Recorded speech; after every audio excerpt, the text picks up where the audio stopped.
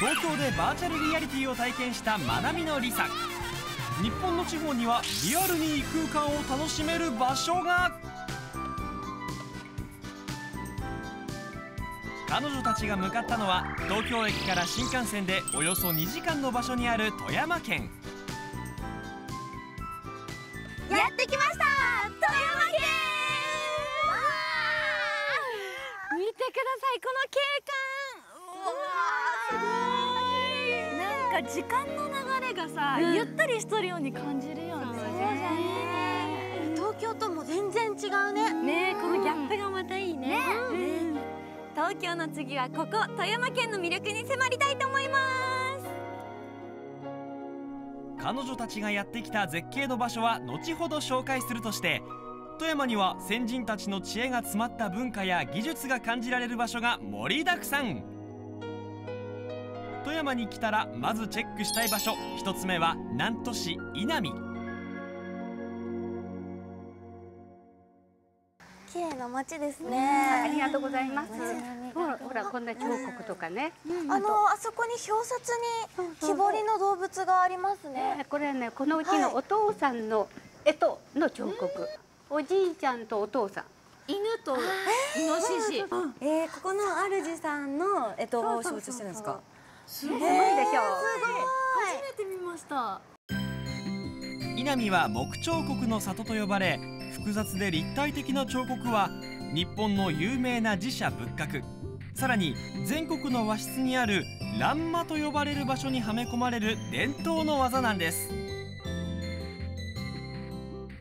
井波に来ればその伝承された職人の技を間近で見ることができます。失礼します。こんにちは。これは今梅か何かですか。今松竹梅っていう方の中の梅の部門、竹の部門。はい。すごい。これ始めてからどれぐらいかかってます今？もう少しで出来上がるので、これで2ヶ月ちょっと。2ヶ月で。はい。こちらの前川さんはこの道50年の大ベテラン。多くの弟子も輩出している井波を代表する作家の一人です。この欄間で一番大事なのは、一番最初に絵を描くときにどういう仕上がりになるかってことを頭で覚えなきゃいけないわけなんですね。頭にこう絵描かなきゃいけない。これ見ていただいたら分かりますね。一番高い、それで次、その次、次、次、5段階ぐらいの3D ってやつのそれになってるわけ。全部頭の中入ってるんですか？もちろん。こういうのやるっていうのは。そうしなきゃ彫れないでしょ。すごい。この複雑で繊細な井波彫刻の起源ともなった建物があります。それが明徳元年に建立された瑞泉寺。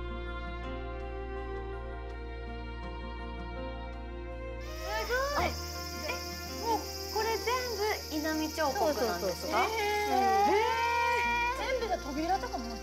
すごい細かい。で、稲見彫刻ができたのはこの瑞泉寺が法暦12年に焼けた時に、たまたま京都からたくさんの大工が来て、稲見大工にその彫刻を、それから技術を教えた。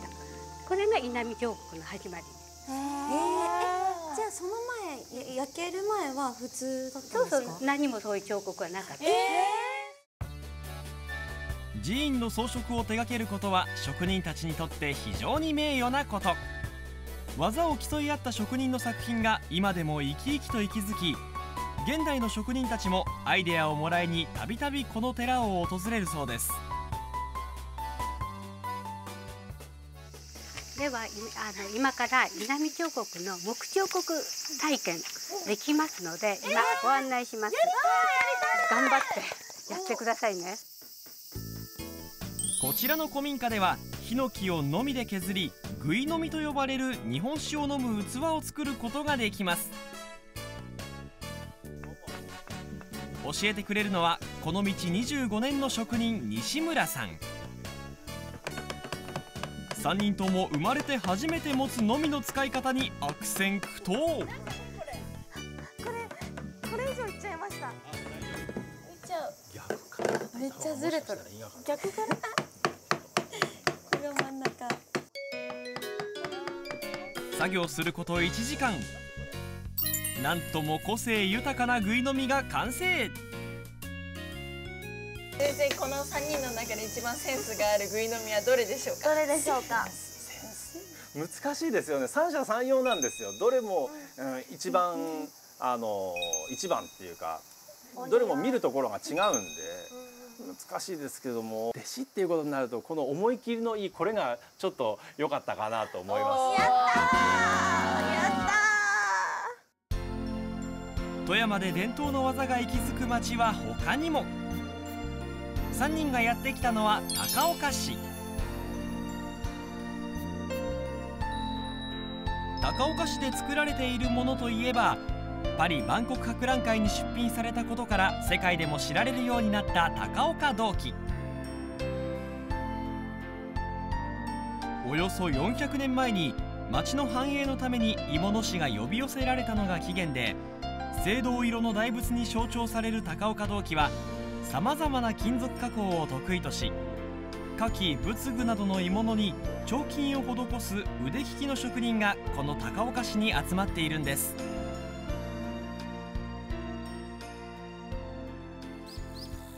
そして彼女たちが最後にやってきたのが、綺麗ねなんかタイムスリップしたみたいな感じですね。そうじゃね、昔に来たみたいが、こんなに残っとんじゃね。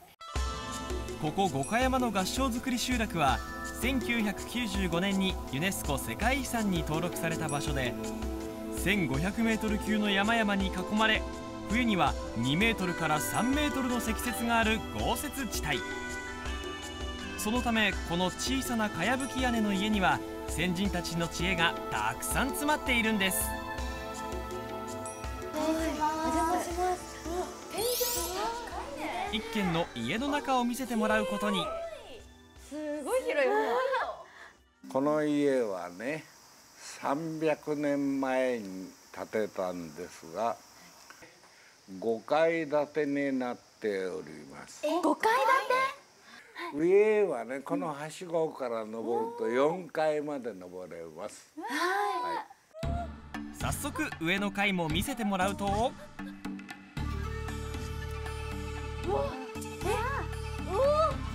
すごいよ。広い。めっちゃ広い。待って、想像以上に。すごい。こんなに広いの。すごいよこれ。わ、これなんか、これ何これ。わ、すごい、なんかすごい。これは何これ。何これ。何があるの。これ何。蚕棚。蚕。ここで育てとったんじゃ。実は建物の上半分は住まいではなく、ほとんどの家が絹糸の原料となる蚕を育てる場所でした。さらにはしごを登ると、見て見て。外見える。外が見える。合掌造りだ。ねえ。すごいね。やっぱこうやって見るとすごいよね。合掌造りって。ねえ。屋根大きいね。ねえ。さっきさ、釘とかが使われてないって言っとったけどさ、本当に使われてないよね。これ。なんか縄で縛ってあるね。それでこんな丈夫に作れるんじゃね。すごい。この合掌造りの建物を維持していくためには、およそ20年ごとに屋根に使われている茅を取り替えなければなりません。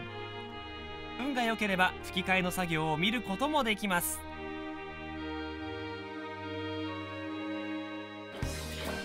そんな五箇山で有名なのが丈夫で破れにくいと言われる五箇山和紙。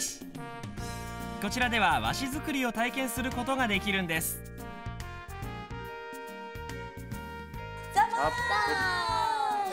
はい、で揺らします。重たい。いいです。はい、でこうね、縦や横にこう揺らして。横。固まってきた。固まってきた。ね。 2回目固まってきた。トロトロしてる。五箇山和紙の原料となる楮は三つ股や雁皮という素材を使います。他の土地のものに比べ繊維が長いのが特徴で、これを大量に使い繊維を密に絡ませることでとびきり丈夫な和紙が出来上がるそうです。破けない。すごーい。これ超力入れてます。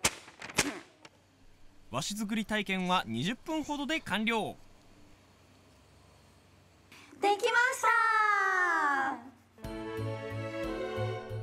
た。旅の思い出が素敵な和紙の絵はがきになりました。さらに五箇山では昔ながらの日本のかやぶき屋根の下で宿泊することもできます。でもさ、世界遺産に泊まれるんじゃね。ねえ、すごい嬉しいよね。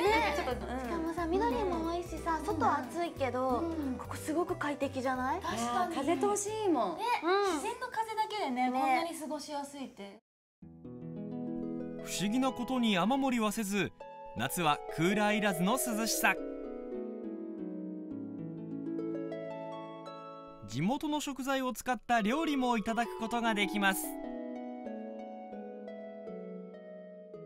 こちらは鯉の洗い。わ、身がすっごい綺麗ですね。うわあ、初めての鯉。これにつけて食べるのかな。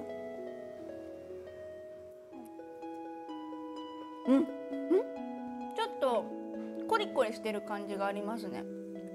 でも味も全然癖がなくってすごい食べやすい。めっちゃ食べやすいです。こちらはトチの実を使ったとち餅を揚げたもの。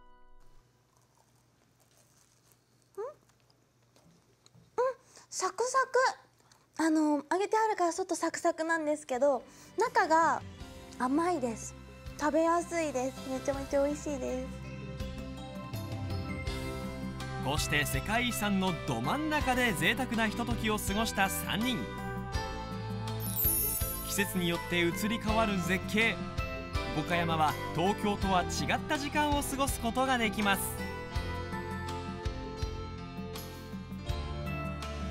東京と富山に行ってきましたけど、どうだった？そうじゃね。まずさ、東京はやっぱ VR とかやってさ、この最新テクノロジーのね、それを使ったバーチャルな世界にちょっとなんか異空間に入った感じがして、すっごいワクワクして楽しかった。楽しかったよね。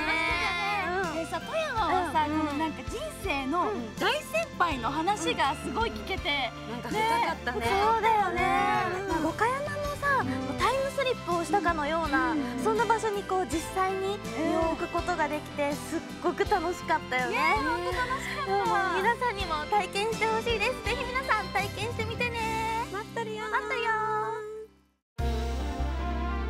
富山には紹介した場所以外にもまだまだ楽しい場所や美しい景色がいっぱいです。ご覧の工程なら無理なく回ることができますので、旅のご参考に。詳しい情報は北陸東京を検索。